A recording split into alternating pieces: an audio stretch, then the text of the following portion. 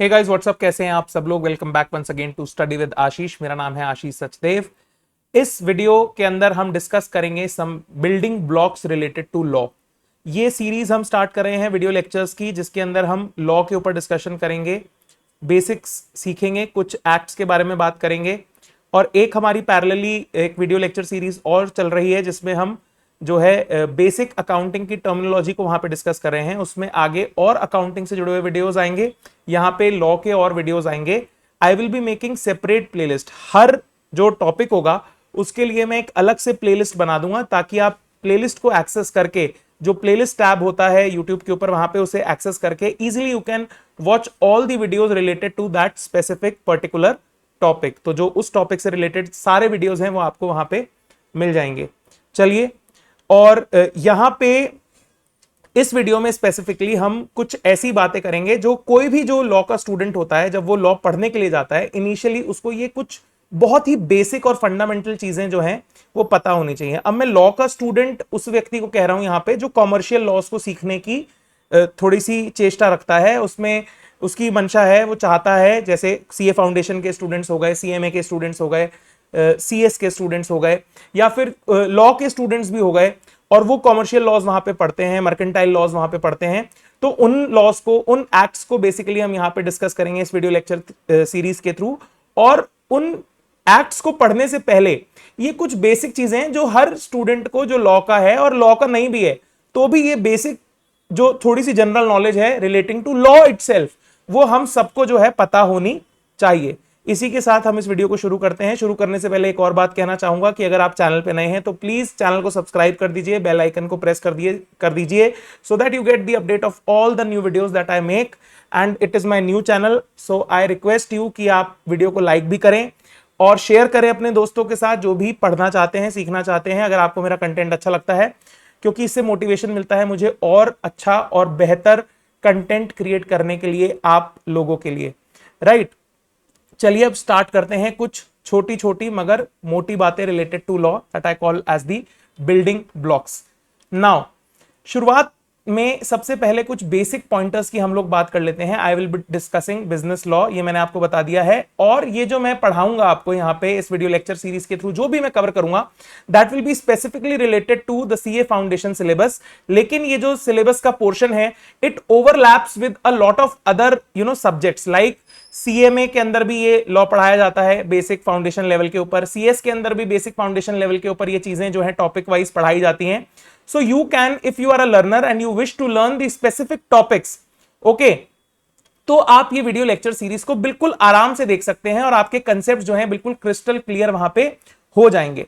अब source document की बात करते हैं, या जो मटेरियल मैं यूज करूंगा आपको पढ़ाने के लिए, वो सीए फाउंडेशन का मॉड्यूल जो आईसीआई से मिलता है, वही यहां पे मैं इस्तेमाल करूंगा। और उसे आप जाकर के इंस्टीट्यूट की वेबसाइट से डाउनलोड कर सकते हैं, और उसका लिंक भी मैं आपको जो है डिस्क्रिप्शन में नीचे दे दूंगा, जहां से जाकर के आप डायरेक्टली वो पीडीएफ डाउनलोड करके उसका प्रिंट भी ले सकते हैं, नहीं चाहे तो आप उसे डिजिटली भी पढ़ सकते हैं, कोई उसमें प्रॉब्लम नहीं है। मैं रिक्वेस्ट करूंगा लेकिन कि आप एक कॉपी लेकर भी बैठें, और अगर आपके पास उसका प्रिंट आउट है मॉड्यूल का आईसीआई के, या आपके पास वो मॉड्यूल है, तो आप वो लेकर के बैठे और उसमें कुछ पॉइंटर्स वहां पे नोट डाउन करते जाएं, या एक जो कॉपी आपने बनाई है उसमें वो नोट्स आप वहां पे कॉपी करते जाएं, सो दैट बाद में आपको रिवीजन में दिक्कत ना हो, राइट।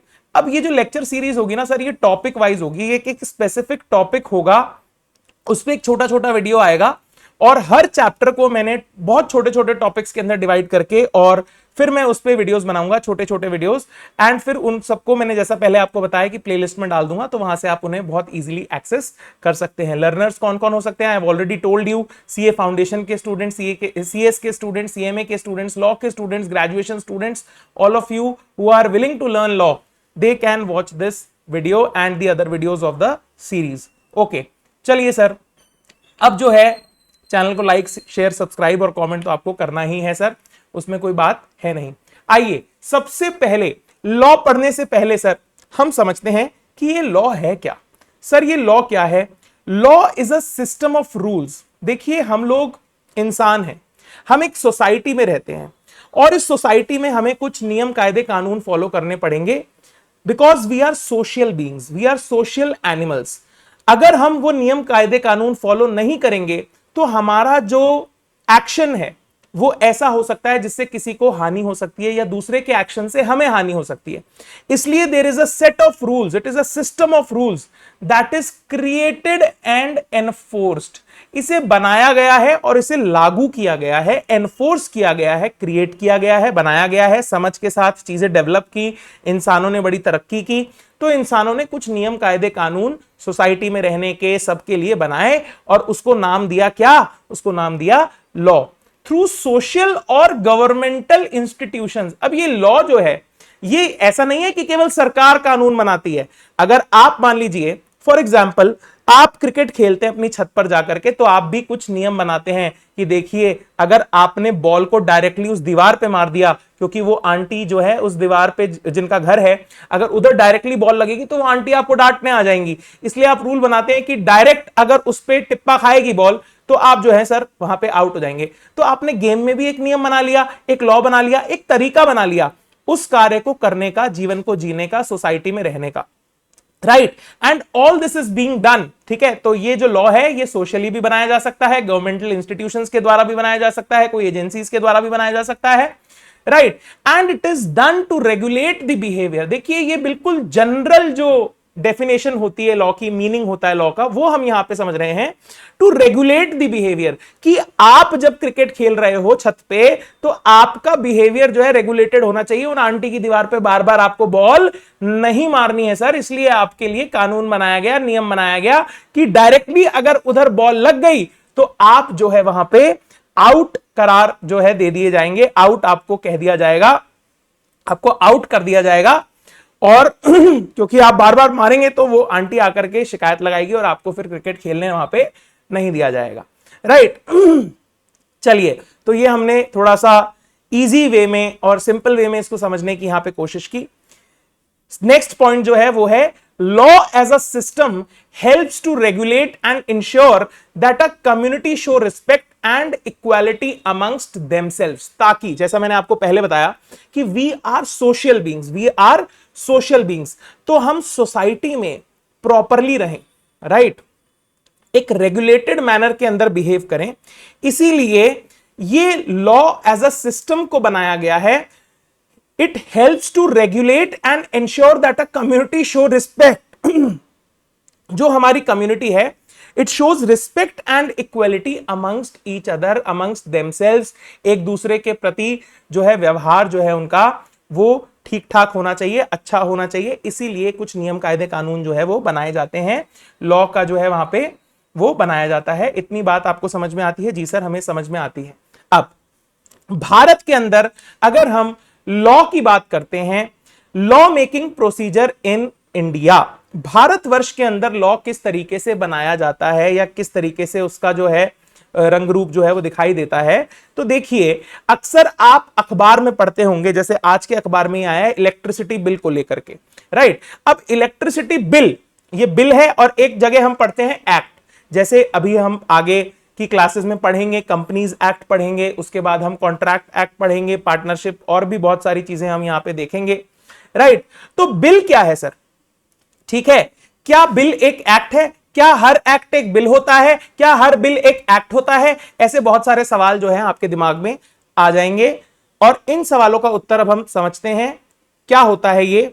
देखिए, बिल जो है sir, it is a proposed law. Bill जो है वो अभी लॉ बना नहीं है, लेकिन उसके एक प्रपोजल दिया गया है कि हम जो है इस तरीके से ये कानून को लेकर के आना चाहते हैं। ये बिल जो है किस तरीके से आता है उसके बारे में आगे समझेंगे। लेकिन बिल जब भी आप देखें, कहीं पे भी लिखा हुआ है बिल, इलेक्ट्रिसिटी बिल, राइट, या अभी जो है प्राइवेसी के ऊपर एक बिल आ रहा था, उसको अभी विड्रॉ कर लिया है, थोड़े दिन पहले की न्यूज थी। अगर आप न्यूज़पेपर फॉलो करते हैं then you will find it very easily. तो जो सर बिल है, it is not a law, अभी वो लॉ बना नहीं है। It is a proposed law, it is not yet passed. Okay sir, pass नहीं हुआ, फिर वो बिल कैसे है? फिर वो लॉ की यहां पे हम उसको पढ़ क्यों रहे हैं? Because it is introduced in either house of the parliament. Okay, इससे पहले हम ये चीज समझ लेते हैं कि लॉ बनाने के लिए भारत के अंदर जो ढांचा है वो किस तरीके का दिखता है। देखिए, हमारे भारतवर्ष में तीन मुख्य स्तंभ होते हैं जो कि काम करते हैं सरकार की तरफ से, और उन्हीं के हिसाब से जो है हमारा जो सारी चीजें हैं वो कंट्रोल होती हैं। ये तीन कौन कौन से मुख्य स्तंभ हैं? इसमें से पहला है लेजिस्लेटिव, दूसरा है एग्जीक्यूटिव और तीसरा है जुडिशरी। लेजिस्लेटिव वो स्तंभ है, ये वो पिलर है जो लॉस को बनाता है, लेजिस्लेटिव, ठीक है। एग्जीक्यूटिव, एग्जीक्यूट करने वाला, ठीक है। एग्जीक्यूटिव, एग्जीक्यूटिव जो है वो इन लॉस को एनफोर्स करता है, एग्जीक्यूट करता है, लागू करता है। और तीसरा है जुडिशरी, जो इन लॉ को देखता है कि वो ठीक तरीके से एग्जीक्यूट हुए, कोई कमी तो नहीं है, कोई गलती तो नहीं है, और इसी तरीके से इन तीनों के बीच में चेक्स एंड बैलेंसेस का सिस्टम बनाता है हमारा सबसे बड़ा कानून, जो हर चीज को हमारे राष्ट्र के अंदर गवर्न करता है, that is the constitution, the grandfather of all laws in our country, the constitution of India. Sir and ma'am, क्या यहां तक की बात आपको समझ में आती है? बिल्कुल सर। अब हम जब लॉ की बात कर रहे हैं, it means we have to specifically talk about the legislative, क्योंकि वही यहां पे जो है लॉ बनाता है। तो कौन लॉ बनाता है? सर लेजिस्लेटिव लॉ बनाता है। What are the components of the legislative? It is comprised of the parliament, that is the supreme legislative body. Parliament is the supreme legislative body, sir and ma'am, यहां पे देखिए लिखा हुआ है मैंने, Parliament is the supreme legislative body, जिसके अंदर कौन कौन से constituents हैं? सर we have लोक सभा there, sir we have the राज्य सभा there, right?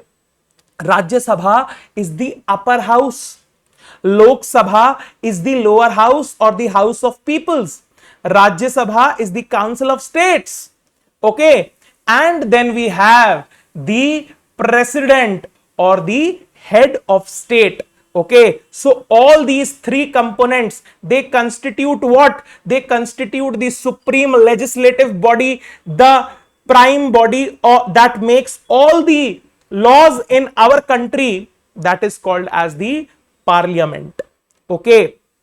अब ये यहां पे हमने नेशनल लेवल पे बात की, ठीक है, सेंट्रल लेवल पे बात की। अगर हम इसको राज्य के स्तर पे देखें तो राज्य के स्तर पे कौन लॉ बनाता है? सर राज्य के स्तर पे भी जो है राज्य की विधानसभा, विधान परिषद, वो वहां पे कानून बनाती है, और वहां पे प्रेसिडेंट जो हेड ऑफ स्टेट हमारा भारत के लिए है, वहां पे उसका रोल वैसा का वैसा स्टेट के अंदर अगर हम देखते हैं तो वो किसका होता है? सर वो होता है हमारे राज्यपाल का, या बोले तो गवर्नर का, राइट। जो सेंट्रल गवर्नमेंट या यूनियन गवर्नमेंट जो कानून बनाती है उन्हें नेशनल लॉज कहते हैं, और जो स्टेट गवर्नमेंट लॉ बनाती है उन्हें वहां पे स्टेट लॉज हम कहते हैं। ये बातें आपको बेसिक फंडामेंटल्स क्लियर होने चाहिए। अब वापस से बिल पे आ जाते हैं। बिल हमने डिस्कस किया था, sir it is not yet a law, it is not yet passed, it is a proposed law, but it is not yet passed, it is presented, it is introduced in either of the house of the parliament, यानी either the lower house or the upper house, या तो वो लोकसभा में introduce हो रखा है या वो राज्यसभा में इंट्रोड्यूस हो रखा है। लेकिन यहां पे समझने वाली बात है, बहुत डीप में जाकर के मत समझिए, लेकिन बेसिकली समझ लीजिए, कुछ कुछ ऐसे बिल होते हैं, जैसे यहां पे मैंने एग्जाम्पल लिया है मनी बिल का, कुछ कुछ ऐसे बिल होते हैं जो स्पेसिफिकली लोकसभा में ही पहले इंट्रोड्यूस होंगे, वो राज्यसभा में पहले इंट्रोड्यूस नहीं हो सकते। समझ लीजिए। अब मैं एक बार वापस से रिपीट कर देता हूं आपको, ताकि और अच्छे से समझ में आ जाए। देखिए, जब भी कोई नया लॉ लेकर के आना है तो हमें क्या प्रपोज करना पड़ेगा? हमें क्या प्रपोज करना पड़ेगा? एक बिल प्रपोज करना पड़ेगा, एक ड्राफ्ट बनाना पड़ेगा, एक बिल बनाना पड़ेगा, that is a proposed law, कि हम इस पे कानून लेकर के आना चाहते हैं, इस तरीके का कानून जो है वो दिखाई देगा, उसके ऊपर पूरा जो प्रपोज्ड लॉ बनेगा उसे हम कह दिया बिल। वो बिल कहां पे इंट्रोड्यूस होगा, कहां पे उसे पेश किया जाएगा? सर वो बिल लोअर हाउस यानी लोकसभा में भी प्रेजेंट हो सकता है, और अपर हाउस यानी राज्यसभा में भी प्रेजेंट हो सकता है। यहां तक की बात क्लियर है? हां सर बिल्कुल क्लियर है। लेकिन कुछ ऐसे बिल हैं जो कुछ ऐसे बिल हैं सर जो केवल और केवल लोअर हाउस में ही पहले प्रेजेंट होंगे। समझिए, वो लोअर हाउस में ही पहले प्रेजेंट होंगे, वो अपर हाउस में प्रेजेंट नहीं हो सकते फर्स्ट हैंड, सबसे पहले। वैसे तो आप बिल को चाहे आप लोकसभा में प्रेजेंट करें चाहे आप राज्यसभा में प्रेजेंट करें, ठीक है, उससे फर्क नहीं पड़ता, लेकिन कुछ बिल हैं, फॉर एग्जाम्पल मनी बिल, इतना सा याद रख लीजिए and your work will be done. तो आप जब भी अखबार पढ़ेंगे, बिल पढ़ेंगे, तो आपको समझ में आएगी बेसिक चीजें। इसलिए मैं ये बेसिक बिल्डिंग ब्लॉक्स की क्लास में आपको यहां पे चीजें सिखा रहा हूं, समझा रहा हूं। ये कोई नहीं पढ़ाएगा बेटा, ये कोई पढ़ाता ही नहीं है। सबको लगता है बस ठीक है, कंपनीज एक्ट पढ़ा दिया, ठीक है, हो गया काम। अरे भैया, बच्चे को पता तो हो कि बिल क्या है, एक्ट क्या है, बिल से एक्ट बना है। पहले बिल था, खेलते हो ना, अरे मुर्गी पहले आई, अंडा पहले आया, अंडा पहले आया, मुर्गी पहले आई, अंडे का फंडा। वैसे ही एक्ट और बिल है, तो बिल पहले आया बेटा, बिल पहले आया। It is a proposed law, ठीक है। एक्ट जब बिल को पास कर दिया, किसने, जिस हाउस में वो गया था वो तो पास करेगा ही, फिर उस हाउस से वो दूसरे हाउस में जाएगा। अभी हम पूरा प्रोसीजर समझेंगे, लॉ मेकिंग का पूरा प्रोसीजर, पूरा उसका फ्लो चार्ट अभी मैं दिखाऊंगा आपको कि किस तरीके से कानून जो है बनता है, राइट। दोनों हाउस से पास होना चाहिए बिल, बिल दोनों हाउस से पास होना चाहिए। एंड सर दोनों हाउस से पास हो गया, and approved by the president. Sir ये अभी तक प्रेसिडेंट का रोल तो आया ही नहीं था, प्रेसिडेंट का रोल तो अब आया है sir. It should be approved by the president, it should be passed by both the houses. अरे किसी में भी इंट्रोड्यूस किया गया हो, बाद में दूसरे हाउस में जाएगा, वहां से भी पास होगा, उसके बाद जो है प्रेसिडेंट उसको अप्रूव करेगा, फिर वो बिल जो है, फिर वो बच्चा जो है वो बड़ा हो जाएगा, और वो क्या कहलाएगा सर, वो कहलाएगा एक्ट, कानून। एक्ट क्या कहलाएगा, एक्ट क्या कहलाएगा, एक्ट। इतनी बातें समझ में आती हैं जी सर। आइए इस फ्लो चार्ट के माध्यम से समझते हैं how law is made in our country. First there is a bill, नन्हा मुन्हा प्यारा बिल, उसे इंट्रोड्यूस किया गया लोकसभा या यहां पे राज्यसभा भी हो सकता है। कुछ केसेस में यह हमेशा लोकसभा होगा, किन केसेस में, फॉर एग्जांपल मनी बिल के केस में हमेशा लोकसभा में ही इंट्रोड्यूस होगा। सर अगर लोकसभा में इंट्रोड्यूस हुआ उसके बाद क्या होगा, उसके बाद इंट्रोडक्शन, इसका इंट्रो स्टेज है, फिर इसकी डिस्कशन स्टेज है, फिर इसकी वोटिंग स्टेज है। इंट्रो स्टेज में क्या होगा सर, इंट्रो स्टेज में जो वो बिल है उसके बेसिक जनरल एस्पेक्ट को डिस्कस किया जाएगा हाउस में, ठीक है। उस पर डिस्कशन होगा, समझा जाएगा किसके बारे में है, क्या है, कैसे एप्लीकेबल होगा, क्या होगा, ठीक है। उसके बाद उस पर डिस्कशन होगा, हार्डकोर डिस्कशन होगा, पूरा bill clause by clause discuss किया जाएगा, अच्छे से उस पर डिस्कशन होगा, ब्रेनस्टॉर्मिंग होगी, ठीक है। ऐसे ही पास नहीं होगा, उस पर डिस्कशन किया जाएगा, और फिर उसके बाद उस पर वोटिंग होगी। जो भी मेंबर्स ऑफ पार्लियामेंट हैं वो वहां पे वोट करेंगे कि क्या वो इस बिल को पास करते हैं या नहीं, राइट। थर्ड स्टेज में वोटिंग हो गई। वोटिंग होने के बाद वो दूसरे हाउस में चला जाएगा। पहले लोकसभा में था तो राज्यसभा में जाएगा, राज्यसभा में था तो अब कहां चला जाएगा बेटा, लोकसभा में। क्या आपको इतनी बात समझ में आती है? हां सर, अब ये राज्यसभा में आ गया है। अब यहां पे वापस से वो तीनों स्टेज होंगी, इंट्रो, डिस्कशन और वोटिंग। अब मान लो राज्यसभा वालों ने यहां पे कुछ चेंज कर दिया, डिस्कशन स्टेज के अंदर कुछ उसमें बदलाव कर दिए, तो अब यहां पे क्या होगा, अगर यहां पे कोई अमेंडमेंट आ गया तो इस बिल को वापस भेज दिया जाएगा कहां पे, पहले वाले हाउस में। कहां पे, पहले वाले हाउस में उसको भेज दिया जाएगा। ये आया कहां से था, लोकसभा से ओरिजिनली आया था, तो इसको अगर यहां पे कोई अमेंडेड, इफ अमेंडेड, तो इसको वापस से डिस्कशन के लिए भेज दिया जाएगा पहले वाले हाउस में कि भैया देखो हमने कुछ अमेंडमेंट किया है, तुम इसको समझ लो। उसके बाद वोटिंग करके जो कहें हाँ ठीक है, मेजॉरिटी वोट, क्योंकि डेमोक्रेसी है सर, समझिएगा, ठीक है। तो वोटिंग में मेजॉरिटी होना बहुत जरूरी है, ठीक है। तो वहां से मेजॉरिटी रूल लगाते हुए इसको वापस से वोटिंग करके लाओ, फिर ये राज्यसभा में आएगा, फिर इसका इंट्रोडक्शन किया जाएगा, फिर इस पर डिस्कशन किया जाएगा, और फिर राज्यसभा में इस पर वोटिंग होगी, ठीक है। इस पर क्या होगा, वोटिंग होगी। लेकिन मान लो अगर ये यहां पे रिजेक्ट हो जाता है, किसी कारणवश ये यहां पे रिजेक्ट हो जाता है, तो फिर इस पे जॉइंट डिस्कशन भी होता है। क्या होता है, जॉइंट डिस्कशन। दोनों जो हाउसेस हैं वो मिलकर के बैठते हैं और वो बिल को डिस्कस करते हैं, राइट, और फिर उस पर वोटिंग होती है, जॉइंटली वोटिंग होती है, और उसके बाद उस बिल को वापस पास किया जाता है। और फिर जब वो बिल दोनों हाउसेस से पास हो जाता है, ध्यान रखना मेरे बच्चों, जब वो बिल दोनों हाउसेस से वहां पे पास हो जाता है, उसके बाद it goes to the president की टेबल, ठीक है, प्रेसिडेंट की टेबल पे जाकर के प्रेसिडेंट जब उसे साइन कर देता है, ठीक है, तब वो एक्ट बन जाता है। और प्रेसिडेंट के पास सर पावर है, ठीक है, प्रेसिडेंट जो है वो इस बिल को लौटा सकता है, बोलता है रिजेक्ट कर दिया मैंने, वापस रख लो।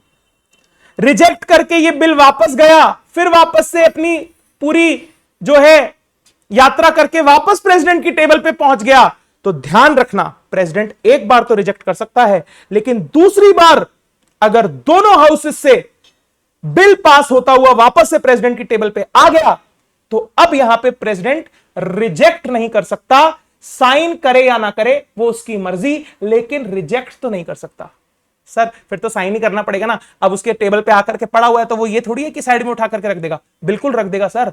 इसे कहते हैं प्रेसिडेंट का वीटो पावर, और इसे कहते हैं स्पेसिफिकली जब वो किसी बिल को अटका लेता है, उसका मन नहीं है पास करने का, नहीं करना चाहता वो, उसको कुछ गलत लगता है उस बिल में, उसने एक बार रिजेक्ट किया था, वो नहीं मानी सरकार, जो भी गवर्नमेंट ऑफ द डे है वो नहीं मानी भाई, ठीक है, तो अब क्या करेगा प्रेसिडेंट, तो प्रेसिडेंट करेगा ठीक है तुम दूसरी बार मेरे पास भेज दिया, अब ये मेरी मर्जी है, जब तक मैं प्रेसिडेंट हूं मैं तो इस बिल को नहीं पास करता भैया, मैंने तो इसे रख लिया, वीटो लगा दिया, और इस वीटो को प्रेसिडेंट के बोलते हैं पॉकेट वीटो, यानी वो पॉकेट में दबा करके बिल को घूमता रहेगा और बोलेगा जब तक मैं प्रेसिडेंट हूं तब तक साइन नहीं करूंगा, बिल को बिल रहने दूंगा, एक्ट नहीं बनने दूंगा, क्योंकि एक्ट बनने के बाद ही कानून जो है वो लागू होता है। सर आपको समझनी पड़ेगी ये बात, राइट, ठीक है। अब मान लीजिए पॉकेट वीटो वगैरह नहीं लगाया, प्रेसिडेंट ने साइन वाइन कर दिया, वो एक्ट वहां पे बन